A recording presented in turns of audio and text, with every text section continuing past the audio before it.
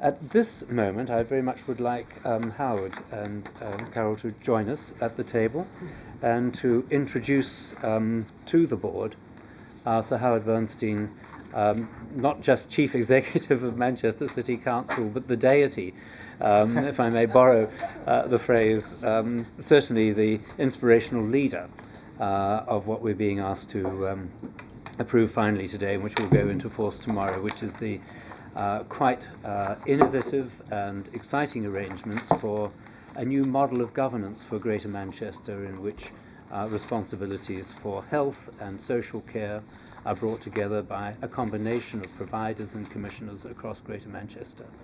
Howard, first of all, can I thank you on behalf of the board for your leadership and for all the work that has gone into getting us to where we are, and to share in that also Paul, who has been leading for us.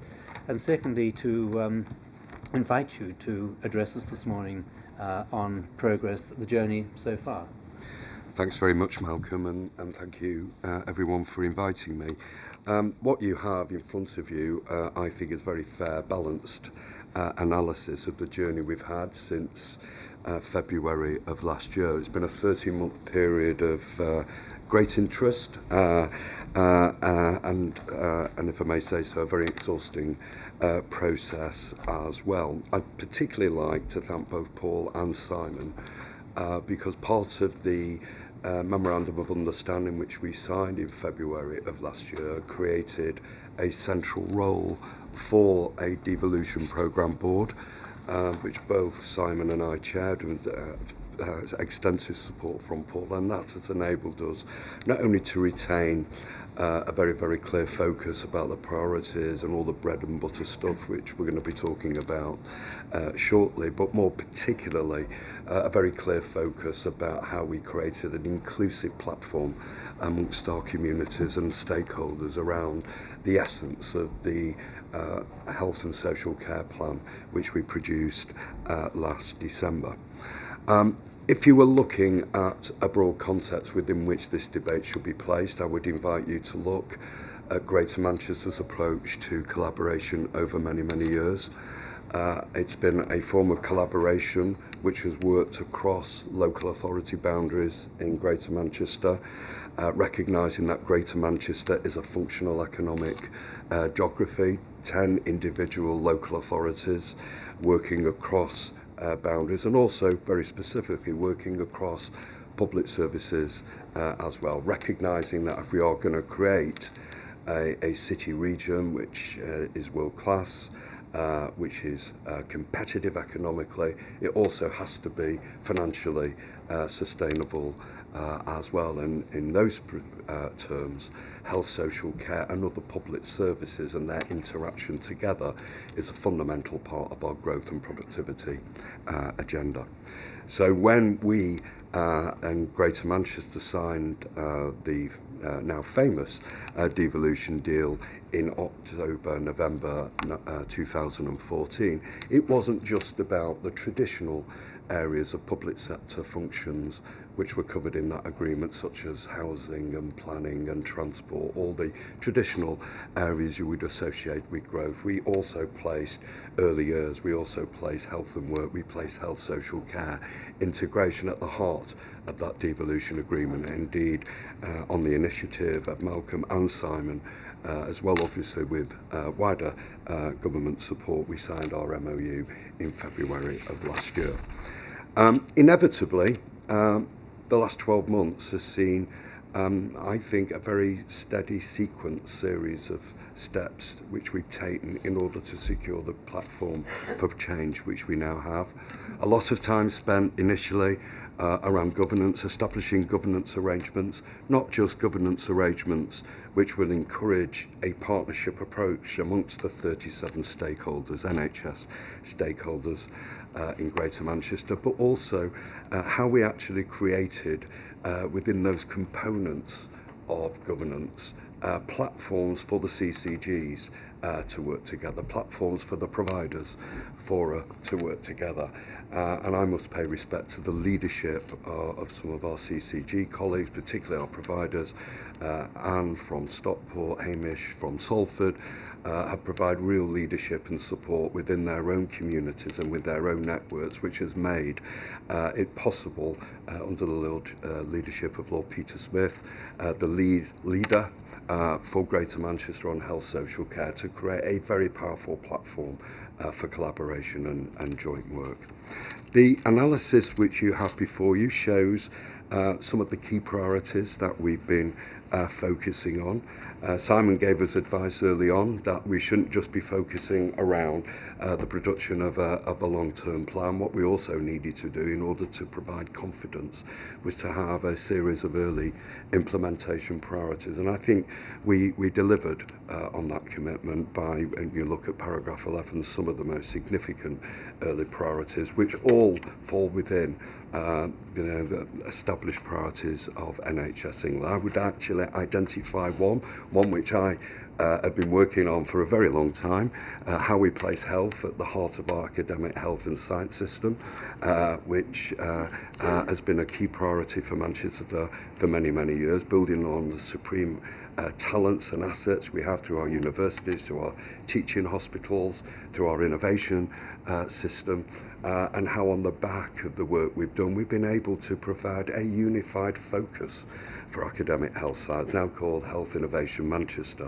which we look forward not only to supporting the development of new pathways and new healthcare models, but more particularly addressing the opportunities for driving the growth agenda of our economy, because not just because of devolution, but because of the excellence of some of those assets I've mentioned, we are now one of the key focus for global healthcare companies wanting to understand what's going on in Manchester and wanting to understand how they can participate in the process. Our particular approach has been around how we understand what works at GM level and what can only work at locality level. So all 10 local authorities have been invited to produce what we described as locality plans.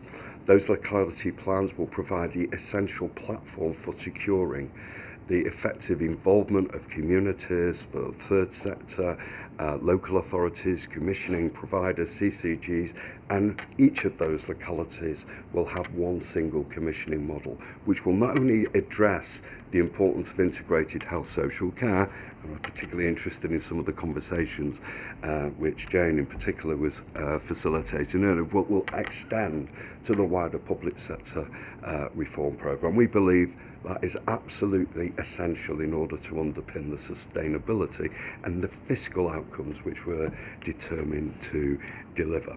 But we also recognise as well that there has to be things delivered at scale at GM level as well. And that's where a big effort is going to be made around how we upgrade population health and how we address the all-important requirements of standardising acute and specialised care. If you look at your papers, you will see 4 very bold transformation programmes, all of which command the support of all of our stakeholders. Radical upgrade in population health, which, if I may say so, is providing very interesting debates throughout Greater Manchester at the present time about how devolution of the type we're discussing here today is also actually creating the opportunity for local authorities themselves to rethink their relationships with their own communities and what the communities need to do in order to improve their own life chances and their own participation to effective communities.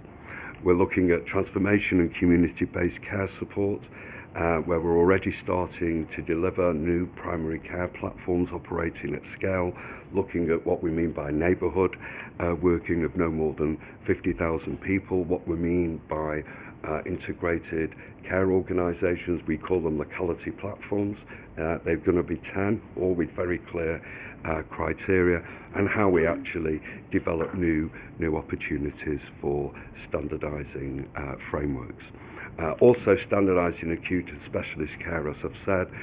We've got a great start with the implementation of our Healthier Together programme, which was tested even in the courts, but thankfully came through. One of the most pleasing aspects for me was the way in which the NHS community and the local authority community stood fastly behind the outcomes of that programme, demonstrating the absolute value of evidence and the ability to support programme outcomes with hard evidence.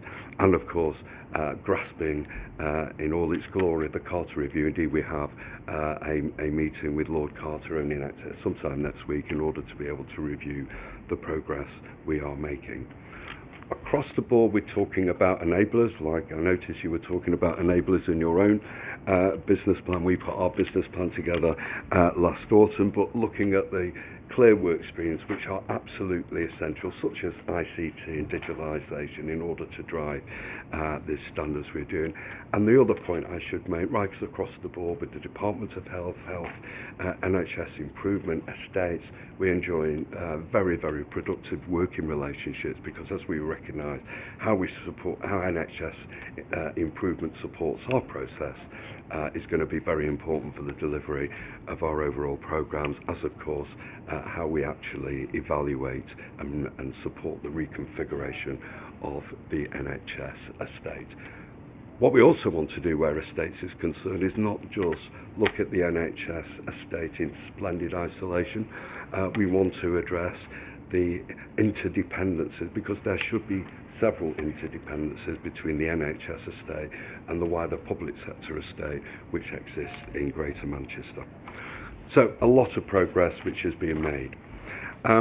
What we're also addressing as we speak, and it's been a particular priority of mine, one of the lights of the spending review last year, of course, was the result of Greater Manchester with Simon and Paul's support, securing access to a £450 million transformation fund. We asked for 500 million, but we've got to settle for 450 million pounds. But fundamentally, what we have done is spend a long time working through what the essence of that transformation fund will be, what it needs to grasp in terms of the system outcomes that are required at locality and GM level if we are going to deliver the outcomes which we said. I believe it's very important, because whilst we are retaining, quite rightly so, the existing accountabilities in relation to how funding flows are used, the transformation fund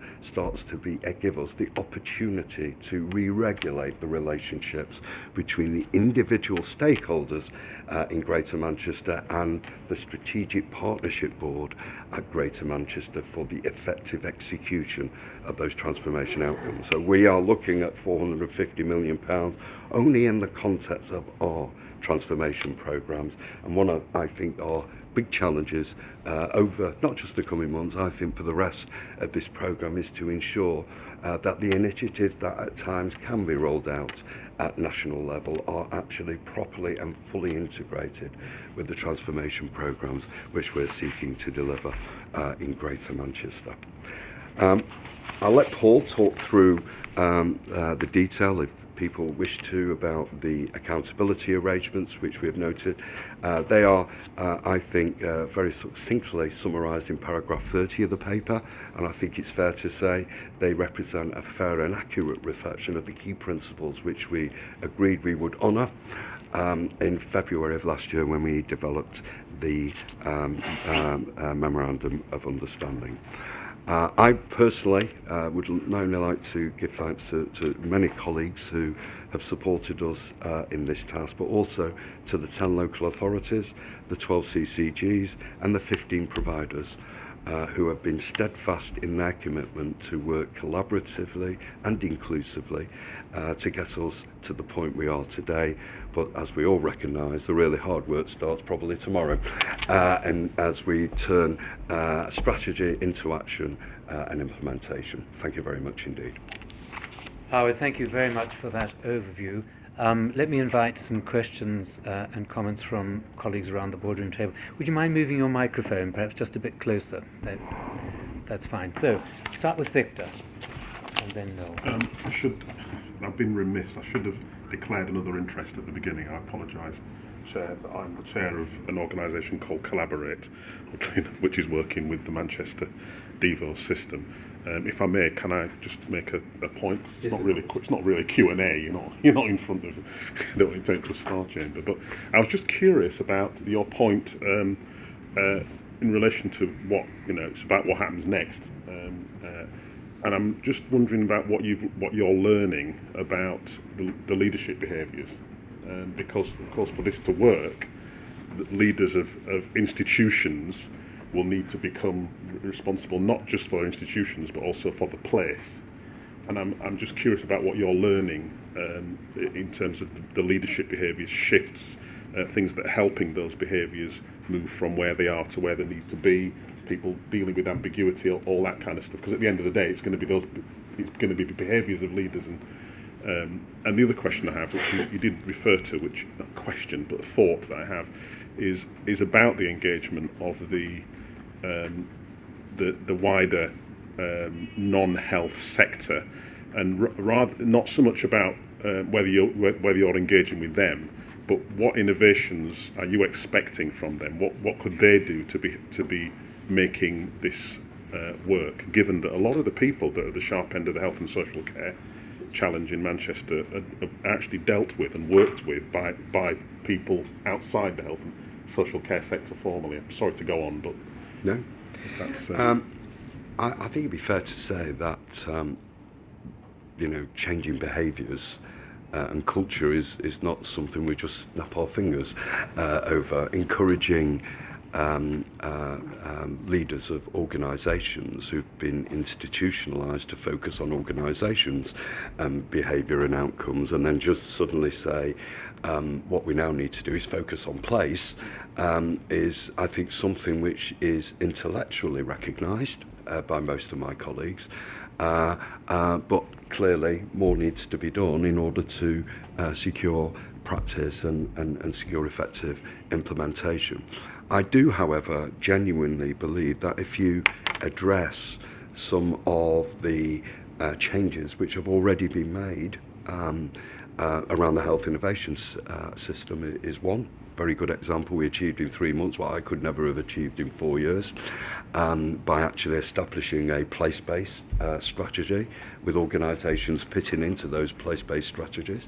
If you actually look at the progress which guys like David and Mike and others have led around single hospital services, certainly in Manchester, and what we're beginning to see in other parts of Greater Manchester, what we're seeing by healthcare providers sitting alongside commissioners with the third sector, as you will see in every locality in Greater Manchester, is starting, I think, to change people's perceptions around the importance of place and how organisational form and delivery need to fit the priorities of place rather than the other way round. Now, I'm not saying there won't be some tensions and frictions along the way. Of course there will. That's inevitable. But I'm very, very convinced we've got a institutional governance framework which is going to drive those behaviours as well. The other thing, which I perhaps should have mentioned, but now gives me the opportunity to mention, is that there has to be people-driven and worker-driven as well.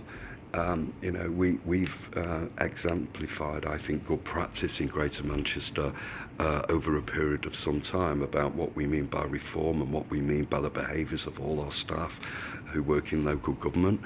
We now have the opportunity to join our wider health colleagues in that development and that organisational process, and certainly on the evidence we've seen, many of the people we're engaging want to be part of that process. So I think that perhaps is one of the more exciting elements of this endeavour. Thank you. Noel. There's much to admire, Howard, in the architecture of the governance and collaboration that you've put in place to help you design and execute this. And for sure, what you achieve will be examined carefully by many others in take-off slots over the next year, 2 years. But I think one of the things they'll be most interested in is what has this allowed you to achieve in the area of accessing hard-to-reach minorities, and particularly how to deal with uniformity of care and better uniformity of standards? What does Devo allow you to achieve in that particular space that you could not have achieved under a Devo architecture? I think there's two answers for that. First of all, it gives us a remarkable opportunity to join up our own programmes. So we have programmes which are geared to complex dependency in Greater Manchester. One of the pilots that was announced by the devolution agreement in November 2014 was a 50,000 pilot programme about how we tackle and support people with complex dependencies in Greater Manchester, which is a huge issue. There's been other pilots announced about how you support and access health services to get people into work. What we now have the opportunity to do, frankly, through the wider access to health and social care services, join it all up, and join it all up in a very, very effective way, which is why I've emphasised very importantly the critical nature of the single commissioning hubs in each of the 10 localities. You can't do the very difficult public service interaction stuff at a national level. In my view, that's why devolution as a debate is absolutely essential. And we believe what we're seeking to do here by joining up, and there is some evidence, particularly around early years too, and mental access to youngsters' mental health services, which will drive, I think, very, very positive outcomes. Thank you. I have Michelle, John, Myra and Wendy, please. Thank you for your presentation. I've just got a brief question, which is, how have you engaged citizens, patients, carers in co-producing the plans, and how do you intend to do so in the future? Yes. I've got some very clear views about this, if I'm being frank, which I'll share. I'm not always convinced that the standard public consultation arrangements, which we're statutorily obliged to undertake at times when we're talking about GJ, actually genuinely engages real people. When we did the Healthier Together programme last year, I was being told that this was one of the most successful public consultation exercises that people had seen, and I think it covered, or it engaged, less than 1% of the Greater Manchester population, which was still regarded then as a significant. I mean, I've got the numbers wrong, but it was very insignificant in the context of the total population. So I believe engagement is a day-by-day thing. How local authorities and workers engage their communities is part and parcel of how we work day by day. So in the way in which our locality plans are developed, the priorities at local level, I think in broad terms the mix of priorities might be different, but the broad priorities will remain more or less the same. The way in which we bring forward detailed changes to service patterns over the coming months will inevitably have to engage people both directly affected and indirectly affected, and we need to explore and examine different ways of engaging our communities, and the overall strategy we're trying to bring forward puts that right at the heart of our overall strategy.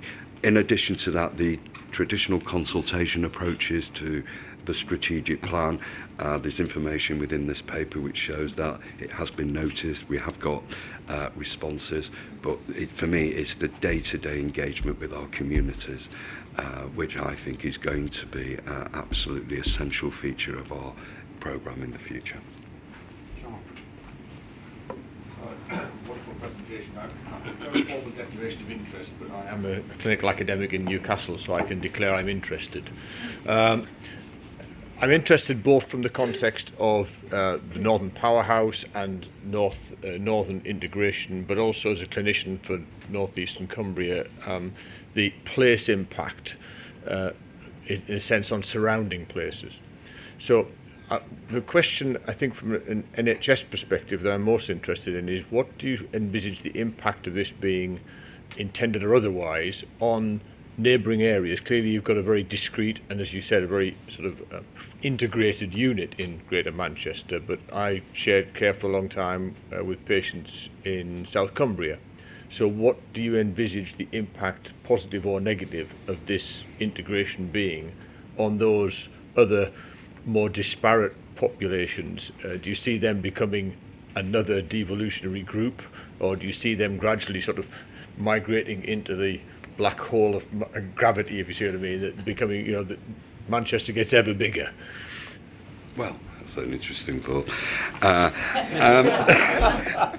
think there are 2 points. No. I think there are 2 points really. I think the first point, if some of my NHS colleagues were here, they would say very, very clearly that the way in which we plan and deliver our service transformation programmes in Greater Manchester must take clear cognizance of the fact that there are people outside of Greater Manchester which actually accesses some of our big specialist hospitals and services, and we will work very, very hard to protect those. We are on a journey. I'm not saying we've got all the answers to that journey, because this is difficult stuff, if I'm being really frank with you. I think, for me, I think this journey is a joint one with colleagues from the National Health Service.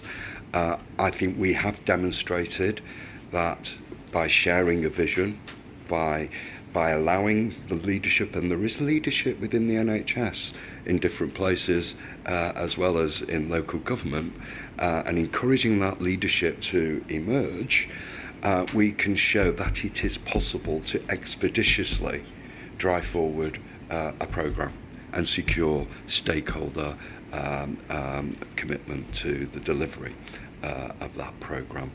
And I think in those terms, what works as, whether it's a functional economic geography, might work at makes sense at a functional health economy level, if that's the right phrase.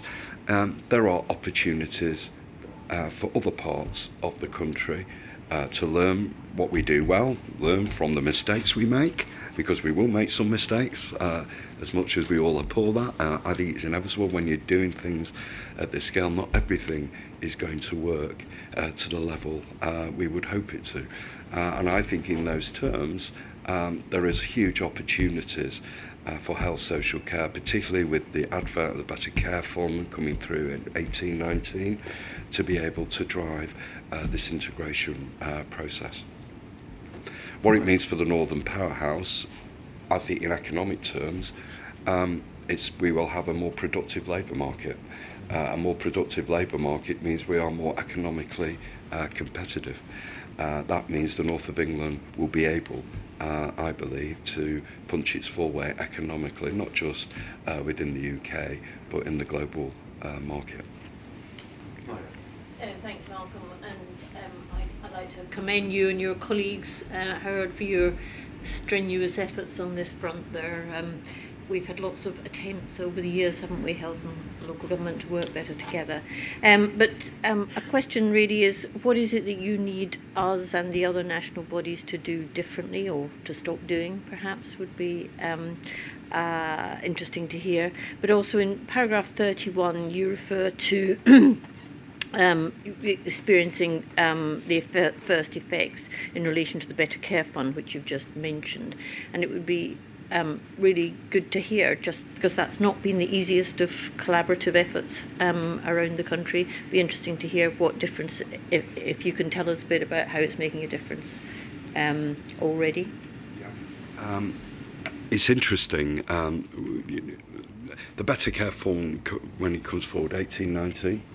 A little bit in 1718, predominantly Yeah. comes through 1819. Yeah, well, that's 2 years. The new money. 2 years too late for us, really, because we're trying to do it now. So the flexibility that we got, given to elected politicians to increase council tax to support social care spend. All 10 local authorities in Greater Manchester agreed to do that.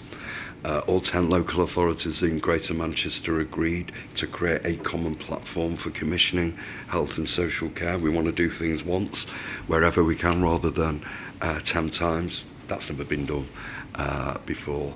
The commitment to pooling social care spend alongside NHS commissioning spend has never been done to the scale that's been done. And that is starting to drive massively different new approaches to the way in which we commission local services.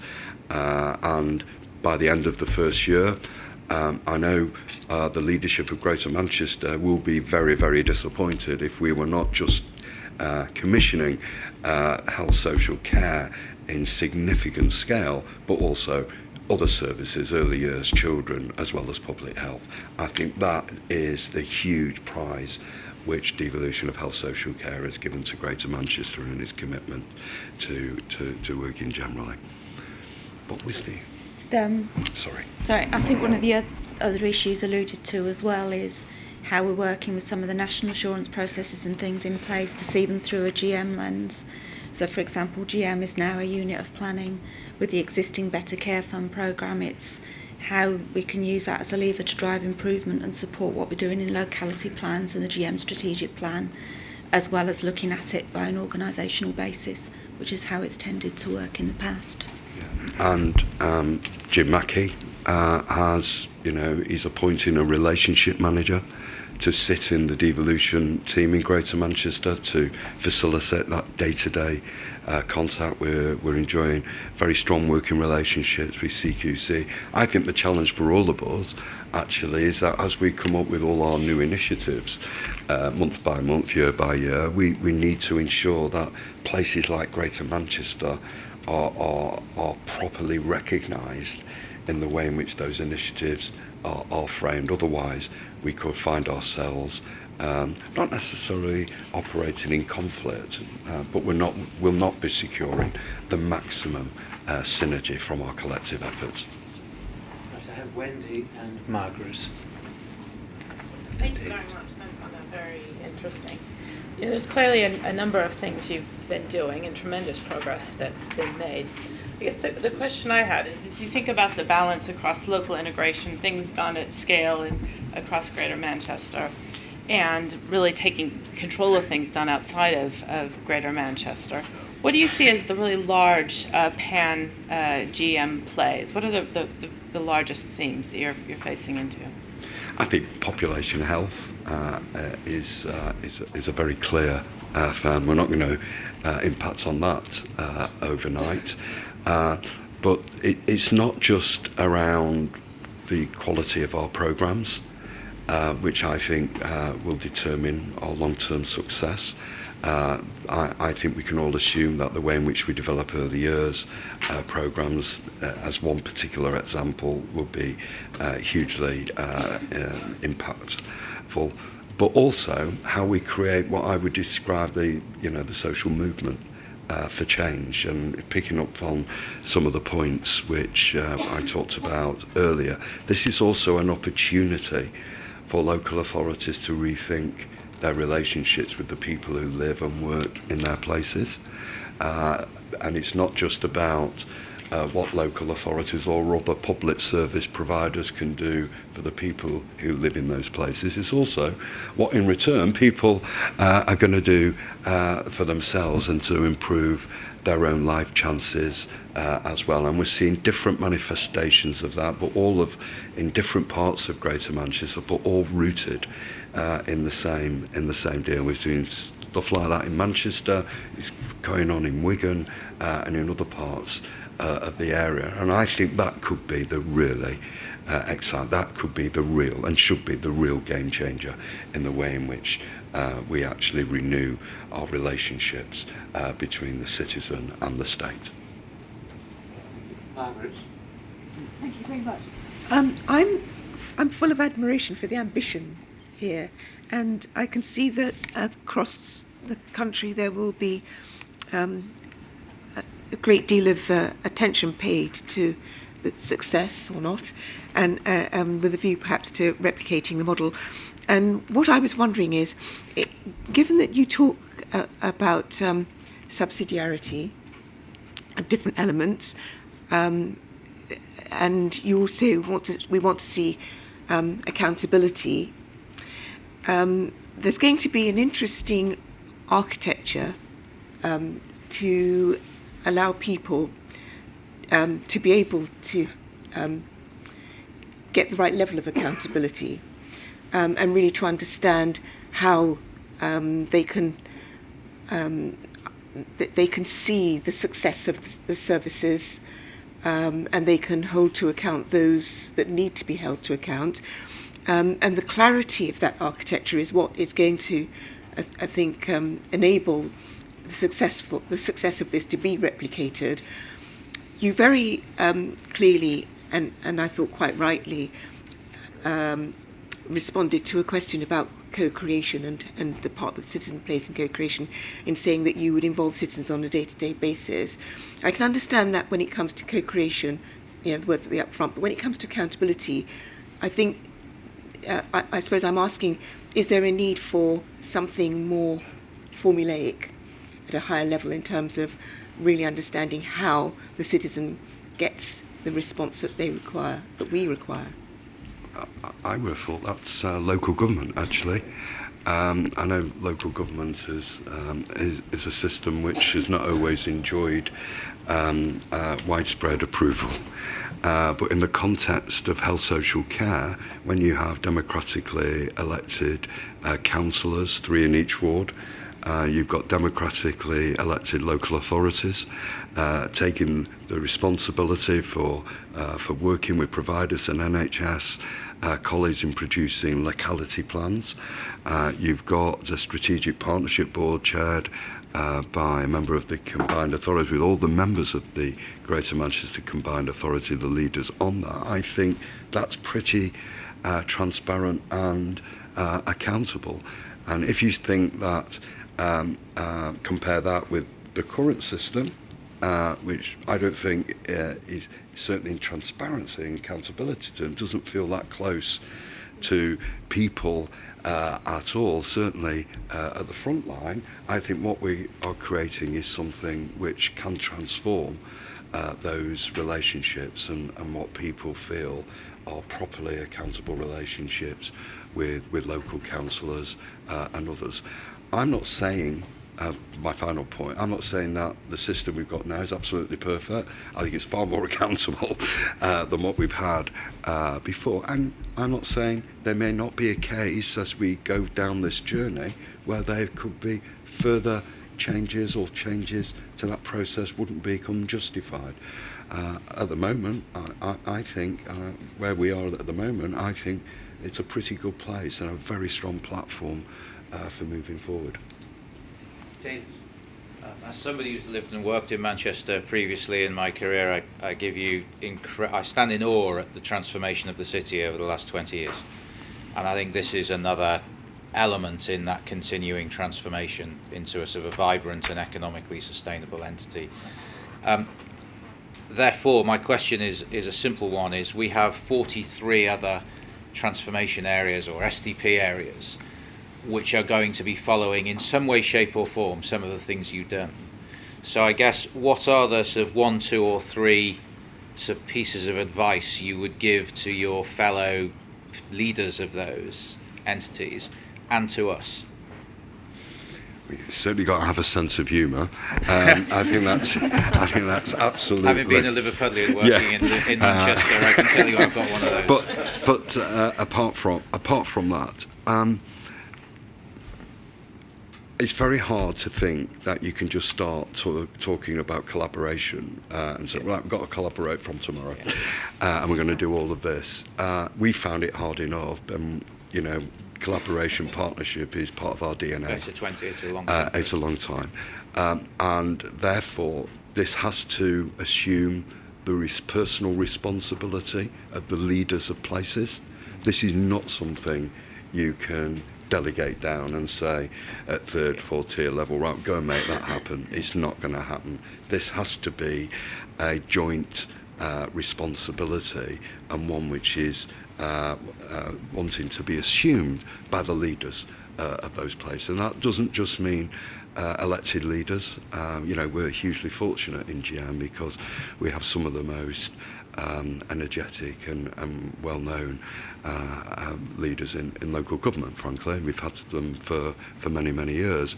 But it's the executive leadership, a place not just me, but throughout Greater Manchester. All my chief executive colleagues know what a locality plan looks like. They know what should be in a locality plan. They are charged by me and others to go away and make sure within their own localities they are working with CCG chief officers and chairs to ensure, and providers, to ensure those locality plans are brought forward. I spend a lot of my time with the colleagues from the devolution team working with the leaders of the key stakeholders.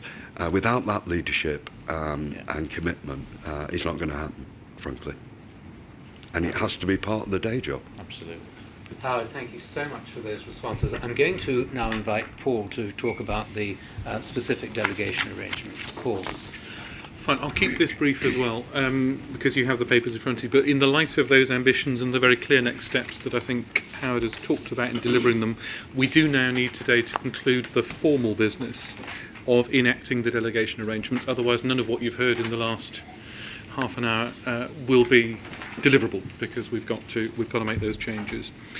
So the things that we're going to decide upon today underpin the form of devolution, and it's quite a specific form of devolution at this stage, which enables us, frankly, to get on with all the exciting things that you've just heard Howard talk about without getting entrammelled in vastly complex changes of accountability, changes of governance and all the rest of it. So we've adopted a particular form for it.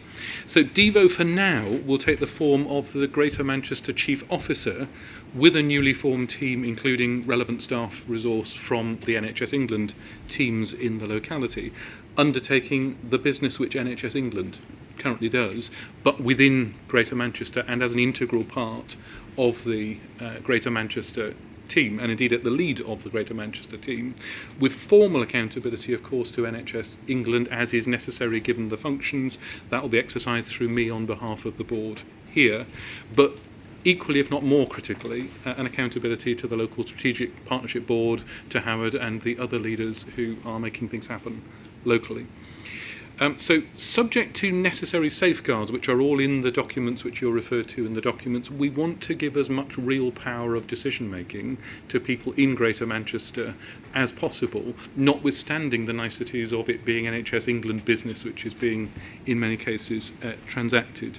So that will take place in the context of a joint commissioning board, which is being set up precisely for that purpose, to enable everything wherever it's possible to be decided at local level in response to the strategies that you've heard described there, and with full public engagement, which again was one of the key features of what you talked about, Howard. The formal paper you have in front of you, the less exciting of the 4 or 5 papers that you've got, I have to say, sets out the decisions that we need to take as a board to enable that to happen progressively from tomorrow, to remind people of the timeline that we're working to here. There are 2 things for us to do today, set out in paragraph 2, following which Simon will then nominate the GM Chief Officer as the relevant person to exercise the delegated functions with regard to Greater Manchester.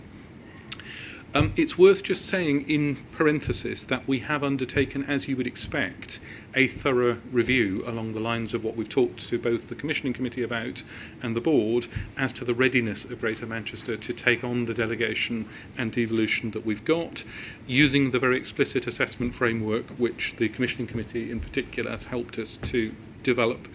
The conclusions reached by the Executive were universally positive, that the Greater Manchester devolution was ready to happen in the terms that we're setting it out, and that view was supported by the Commissioning Committee, which reviewed this over the course of the last few weeks. So in moving forward, it has had all the relevant assessments. So turning to our task for today, you can see at paragraph 13 the functions, the list of functions that we are proposing to delegate to Greater Manchester in the form of the Chief Officer and his team.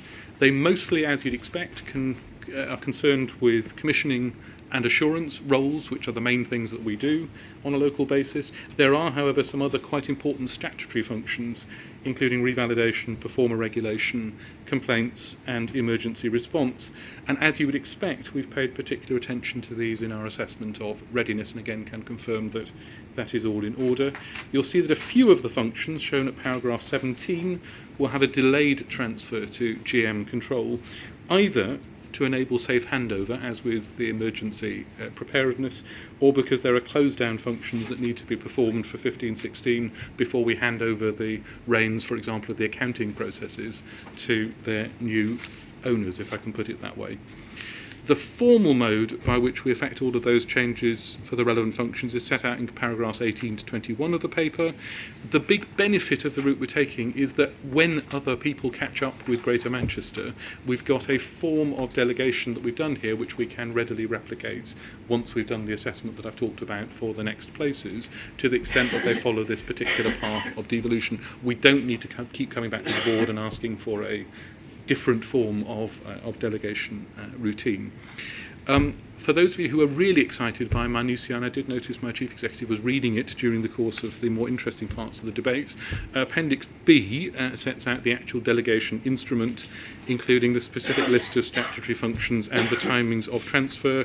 You can rest assured, as I say, the chief executive has personally scrutinised the commas and the full stops, and will sign that if you let him. At the same time, we will amend the SFIs of NHS England to give the Chief Officer similar financial limits to a national or regional director to enable him to do the job that is needed. Self-evidently, we will be happy to take any questions you might have on this exciting material, but in the absence of such questions, I would ask you to support the resolutions that are in the paper to enable Howard and his many friends locally, with our active support, to get on with the exciting task that he's set out. On the assumption that there are no questions on the exciting material, may I invite the board to approve, first of all, the proposed summary list of NHS England functions to be internally delegated to the GM Chief Officer. Thank you. And secondly, to approve the proposed changes to our reservation of powers and delegation of functions and standing financial instructions. Thank you. I think that brings us to the end of this item of business, but simply to say, on behalf of the whole board, to Howard and to Carol, many thanks for accepting our invitation to join us this morning. It has allowed us to understand much more intimately what lies ahead of you and the challenges that you're taking on. I think, secondly, just to record that this is truly an historic moment.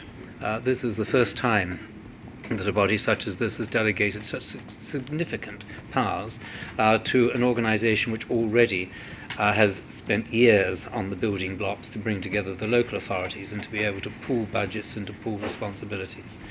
And I think, thirdly, it's historic in the sense that, as Paul has just outlined, we've got a precedent.